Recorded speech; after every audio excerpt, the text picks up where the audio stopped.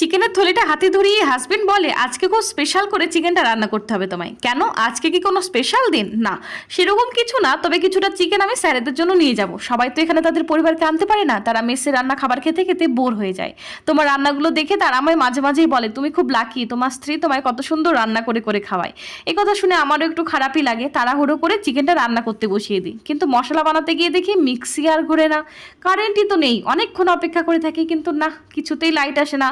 আবহাওয়া তো খারাপ, ওদিকে ওর অফিসেরও বেলা হয়ে যাচ্ছে। তাই আর উপায় না পেয়ে গোটা মশলা দিয়ে চিকেনটা রান্না শুরু করে দিই। এই যে এই লঙ্কার গুঁড়োটা দেখছো, ওরই এক রাজস্থানের বন্ধু এনে দিয়েছে। অনেক কিছু দেওয়া আছে জানো তো, ননভেজ খাবারে দিলে খাবারের স্বাদ দ্বিগুণ হয়ে যায়। তবে ভয়ে ভয়ে রান্নাটা কমপ্লিট করে হাজবেন্ডকে খেতে দিই, আর বারবার ওর মুখের দিকেই তাকিয়ে থাকি। কি গো, বলছো না কেমন হয়েছে? সে শুধু মুচকি মুচকি হাসি আর খাবারটা খেয়ে উঠে যায়।